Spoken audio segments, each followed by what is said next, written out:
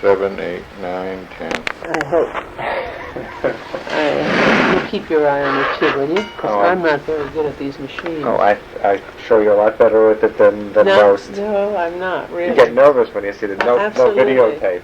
No, and also, you know, the batteries go, and you don't know when the batteries go, in any event. What can I tell you? Well, first of all, tell me a little bit about you, Okay. how you got here. Okay. How did I get here? I've worked... First of all, please name yourself at the tape. I am Norman Axelrod. I am a Senior Vice President and General Merchandise Manager at Bloomingdales. I have worked for Bloomingdales since I graduated business school, and have worked 11 years, that makes it, in Bloomingdales, from trainee straight through to Senior Vice President. So I've lived in this company with Marvin for those 11 years. Marvin. Right from school. Where'd you go to school? I finished my graduate degree at NYU, and one summer. How are you, Marvin? Good. Am I interrupting and taping? In 1 second I could shut it off. We don't if we know how to turn it off. Yes, just a minute. The letter did go out. Whitney Stevens said no. The letter went out to Tracy inviting him to sit on the witness. He has not responded. The letter did go to Field Press. She's not sure of whom, but a letter did go to Field Press. Okay. But nothing went to Wamsada. Okay. So I will call. You can call those three. I'd appreciate it. You and I have a date at 4, but if you need me for a few minutes late, you know, let me know. Is the information in here, though? What is the information that I need? All in there. All in there. Love your gators. Oh, thank you.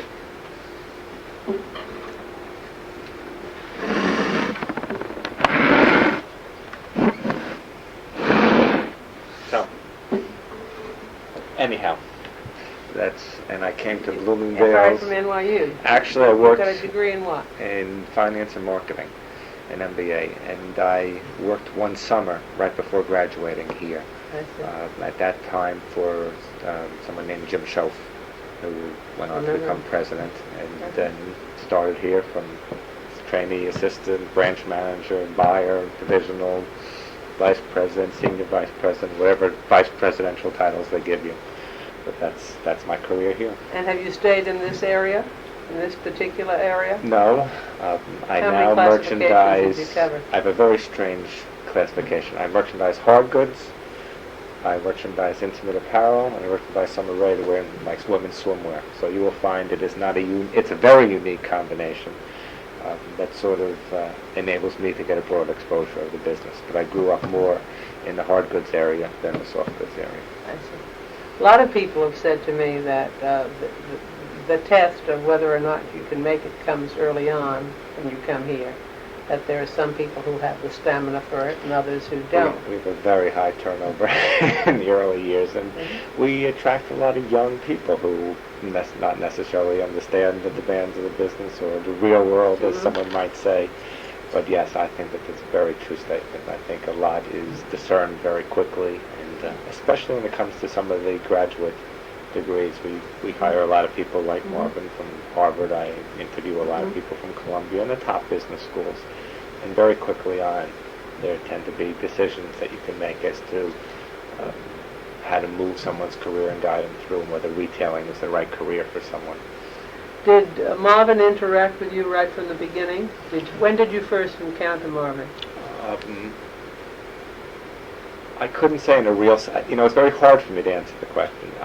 As an assistant buyer, you don't interact with who's the president or the chairman of the board. At that time, Larry Lockman was the chairman, Marvin was the president, or the chief merchant, let's just go. There are so many layers between you and that. But Marvin, in his energy, gets out to visit every store and gets out to visit. And once you're in a branch store and away from just the assistant buyer role, which is the second step in a retailing career, you get in contact with who is the president or the chairman, chief merchant, and that would be the first couple of times. However, since I was hired for the summer, I interviewed with him, and that summer... Oh, you did? Even for a summer job? Well, they only hired 2 people. It's a very strange, funny story, but when I came in, I had sent them an application with my resume and a cover letter saying I wanted a summer job. I was interested in retailing as a career. I was looking for a summer job. And executive placement didn't read my cover letter, just looked at the resume And in the middle of my interview, they said, well, you can start full-time. I said, no, this is for the summer. Didn't, read my cover letter. They said, well, we're not hiring for the summer. I said, well, thank you. You've now wasted my day. That's why you write cover notes of these things. I said, but maybe we should hire for the summer. And they decided they would hire me and one other friend who happened to be from Wharton.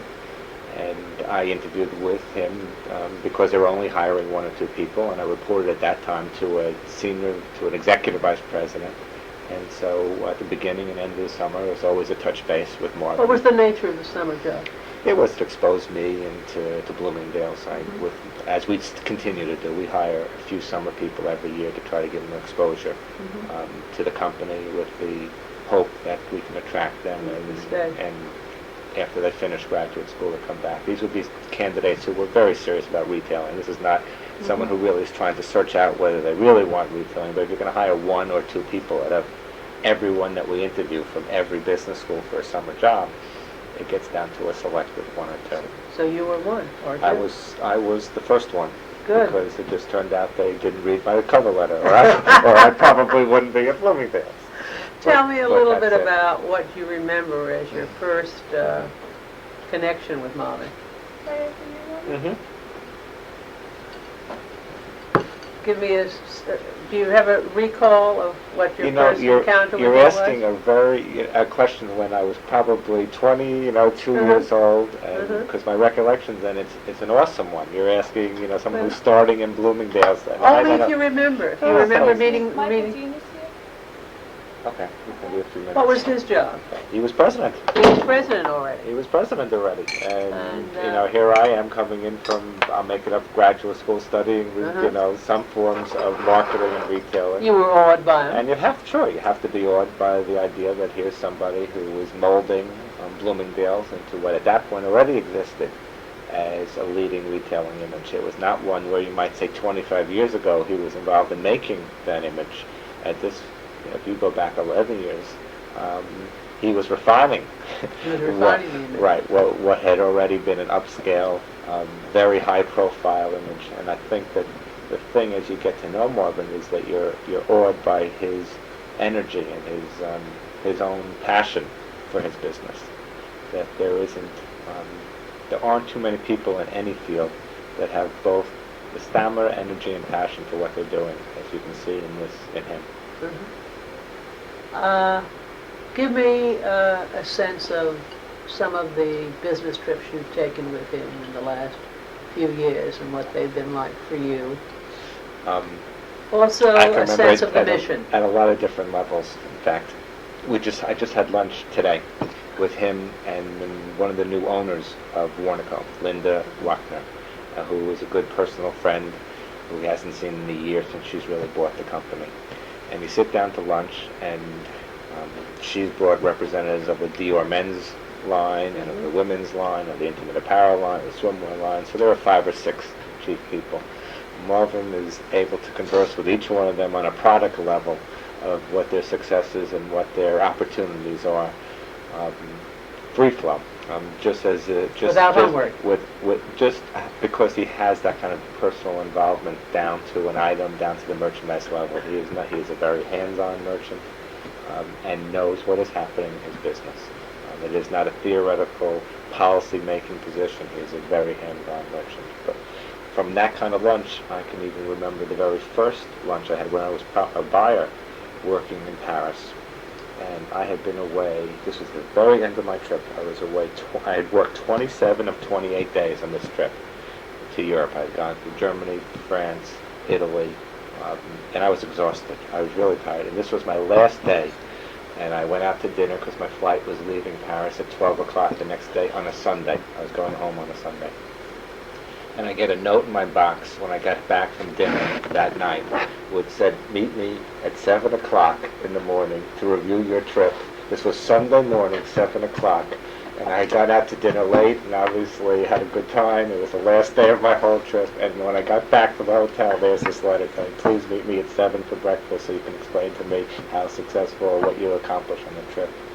But that's how serious he is about his time and your time. And everyone's involvement. I laugh about that because still remember trying to get up to make that meeting. Tell me a little bit about how this has affected you in terms of executive role modeling. Does it shape your career? Yes, and I don't think everything's always positive. I think if everyone always said, gee, Marvin is the perfect role model to play, I don't think that they'd be giving you a fair indication of that Marvin, like anybody, has things he does better and things that I think he doesn't do as well as everybody else.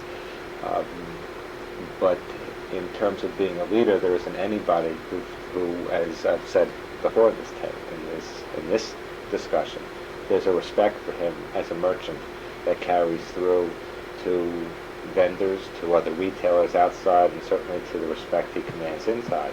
That doesn't mean that his management style is perhaps the most modern, the most open, flexible. It's a type of style that works for him. And any good person, as you would try to learn from, he's going to take some of his successes and some of his failures and learn from both of those. But he'd be very proud to tell you that he's got 15. I think Barbara Bass was his 15th person that he has worked with who's made it to principal in a... He didn't tell me that, but I'm glad. Now say that again. I believe Barbara is the 15th individual who's worked directly for Marvin and has been promoted to principal merchant in a division of one of the Federated. Isn't that fantastic? And it is. I said very clearly, if you want an opportunity to work with one of the great merchants, it's Marvin. You go back and say, are there things he doesn't do as well? Yeah, there's things. Like what? There's things like he doesn't. What? I think he'd tell you he'd like to be able to spend more time with people on a personal level and working at some of those. And not that he doesn't try to spend some. He doesn't have a high tolerance sometimes. It's not easy to challenge, even at any time. He's not easy. He's a very demanding individual in that sense. But he's a quick study. I don't think so. No? I think he's very consistent, though. I think Marvin is very, very consistent. He would be as tough with anyone as anybody else. He treats everyone fairly. Even if you have a business that's not as hot as another business, he'll give you a time. But no, I don't think Marvin's a quick study. I think you know where he's coming from. Well, maybe we mean different things when we say quick study. How do you translate quick study? How are you asking it? When I say a quick study, he's someone who quickly absorbs information that you give him about what's going on. He's worked at it as a career. You know, it's not most subjects that you're bringing are not new subjects. There might be new twists on the subject, but he studied.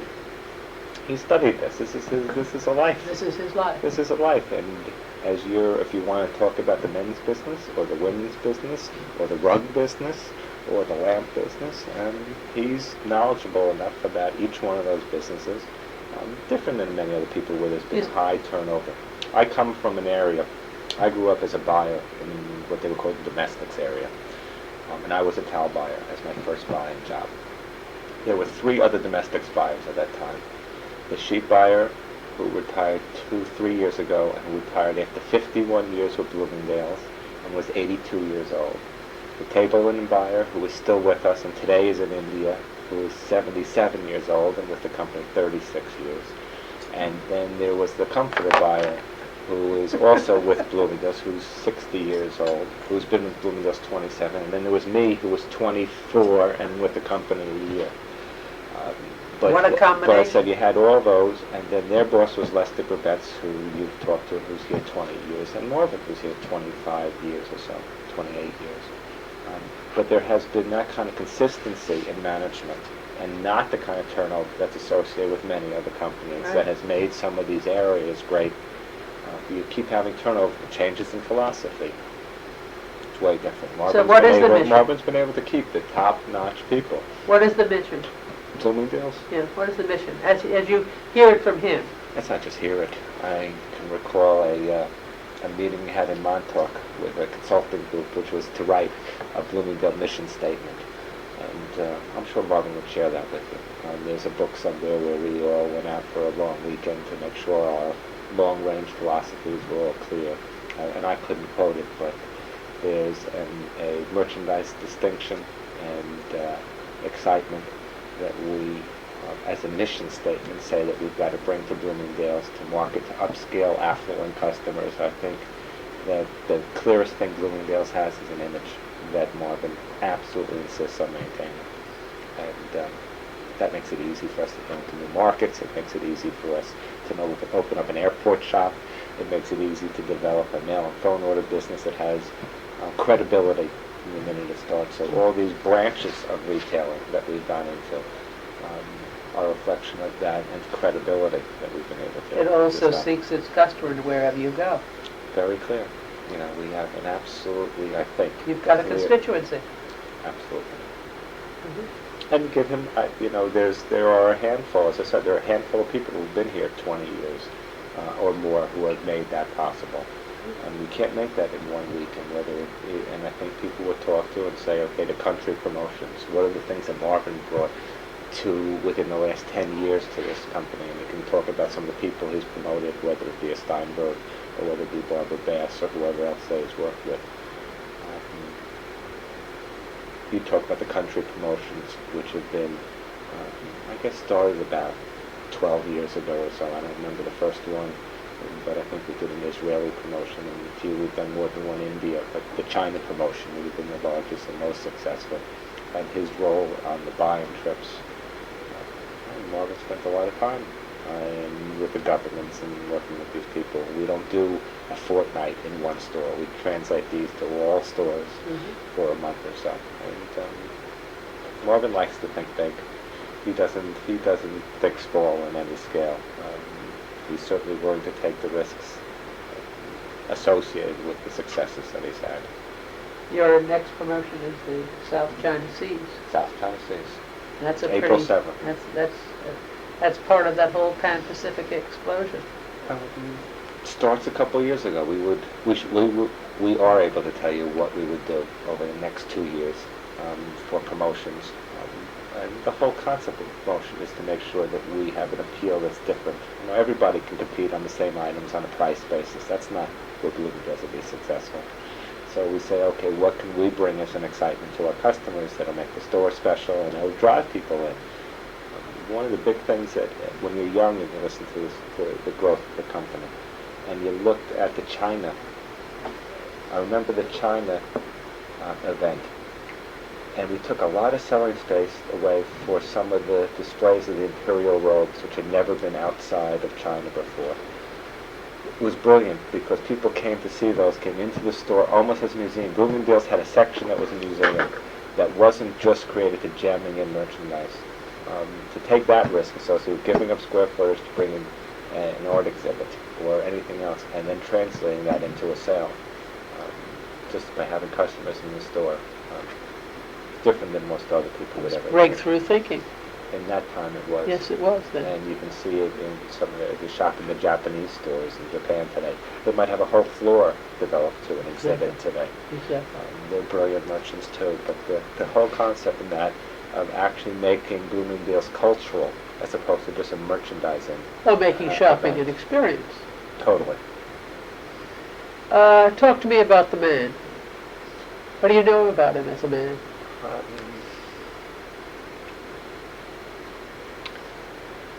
Let's put it this way. Last year I went skiing with him as he opened his house in Utah. I happened to be out at the same time, so we spent some time together skiing. Certainly Lee has a very high profile in this company, and as his daughter works here and his son's in the business, you tend to know his family. Where does his daughter work? I didn't know his daughter worked here. His daughter is a hosiery buyer. Oh. His daughter works for Bloomingdale's as a hosiery buyer.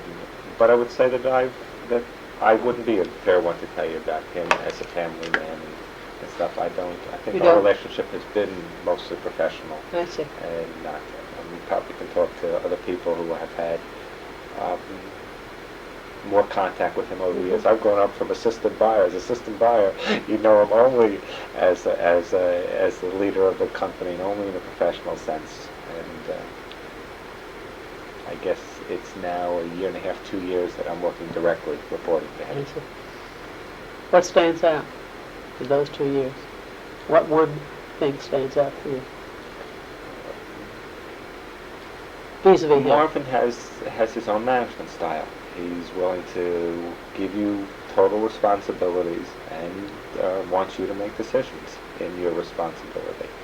That he is not one who's going to make every decision for you. And what stands out is that he's willing to give that responsibility and whatever time you need to help support those decisions. But he wants you to be a decision maker. He wants you to, I'll just repeat what he wants. His management style allows somebody to grow in their position. Even though he has a very clear view of where he wants you to go. Absolutely. In other words, he creates the guidelines, but lets you walk in your own style. Well, look, he's yes and no. There are times he doesn't. There's times he does. With my areas of responsibility, I think he has, and he gets more when you start to tread into some of the designers, where some of the relationships mean something more. He might have more of a say. In my areas, I've been surprised with the latitudes that he's given me the information and the sense that he doesn't have to be just a numerical man. I think he is such. What strikes me is that he's still, no matter what he does, he's a merchant, and he is not just a banker, as some people in his position tend to be. He doesn't just look at numbers and talk to you about numbers. He's always concentrating on what's merchandise. That's wonderful. So it's hard to do today. The bigger the company gets, the further away obviously management gets from the actual customer and from the merchandise. And I think that Marvin has made it his point to stay very much in tune with the merchandise and the customers. So it's not just a high profile with the governments and all those parties and everything else you hear. He's very much a merchant and in tune with merchandise. It's not just, okay, well, how much open buy do you have? Wonderful. And that's I think, been a reflection of, I worked for Lester Grabetz for 10 years. It's a kind of reflection that Lester is totally a merchant. Absolutely. He is not just a numbers man. And very serious and very on balance. I think Marvin likes that also in his people. I think everybody should have other interests, the cultural interests, and that's also something that's new to me in this position, the amount of times that we all sort of share New York community aspects, whether it's fundraising for events that we all believe in and that Bloomingdales supports, or just being part of the cultural events that go on in the city. Are you familiar with the Fashion Institute of Technology? Sure. How familiar? Have you ever hired anyone from the school? By name, I couldn't tell you. By resume, 100%. Understood. I think that I go through here must see at least 3 or 4 or 5 people that I interviewed that have had some kind of teaching. When is the last time you've been down? Oh, probably a year, 2 years ago. You ought to go down and see the new show on the 3 women. Have you heard about it? No, I haven't. One on V&A, Kayakuba, and Ricardo. It's fabulous. Julian Thompson, who I think you also know, who I work with, also is very involved in some of the teachings down there. There have been classes. I think isn't Lester also gone down there? Lester too. Is they help with the Loeb? curriculum. Yeah. Is Loeb, is that his name? Is there one of the professors? I'm not there? sure. Because twice we were asked to see if I could help establish a fund for scholarship, and I was able, in my and in the domestics industry, to get some money together to help foster some of the scholarships for some people there. And I've also been asked and not done, lyrically, to teach a class or 2 with Lester on creative merchandising. Would be wonderful if you did. I'm sure you're right. We have to involve you in the school. It's really a very exciting place. Very exciting. You know, they're now giving a master's program in conservation. If you haven't really been walked through the school recently, you haven't I'm guilty seen as charged, and I haven't been there. Okay, no more guilt. I will tell you that we're going to get you all down there because we want to involve you. The school is wonderful. I think we should. And he's getting this honor, as you know, on the June. Well, you've got the list of people. You have 5 or 6, and that number doesn't mean anything, but you have that few retailing geniuses of the decades, of the last 10 and 20 years, and Finkelstein is certainly one of them, and Marvin Traub is certainly one of them. And there are people who run big retailing organizations who aren't per se merchants. Both of those two are really involved in the merchandise and merchandising. You can get, and you'll have a few more people, but they're a handful. I mean, when you ask about, and especially if you ask about department store retailing, who are the key people? Forget it. you, I think, would hear those two names more so. You would have the chairman of the board of Well, Dayton Federated. Hudson. Mackey? Yeah, they'll talk about it. Okay. Well, he's Mackey, and there's a fellow, Boke Sells, who reports to Mackey, who people really talk about, who work in Dayton Hudson, who know that it was Boke. But if you ask retailers who the chairman of the board of Federated is, some of them would probably say Marvin Child because they don't really know that it's Howard Goldberg. But Howard doesn't have the kind of exposure that, or He hasn't got the high profile, nor has he sorted out. No, I'm not saying it's not a positive or negative statement. It's just that when you think of the high profile that Marvin and certainly that Ed have, and both of them being honored, and who was the third? There was one. Claiborne, the Claiborne organization. We wanted the four people. We wanted to establish the fact that the school was more than a school for design, that it was for marketing, it was for manufacturing, it was for production. In the last 10 years, you're talking genius. That's right, we're talking genius. So you've got, you certainly have a well-rounded group there. You're going to be there that night, I hope. I will be there that night. Good. Thank you very much. Okay. I think so. I think we're just about finished. Let's see. I have to turn it so off. many Stop. impressive people.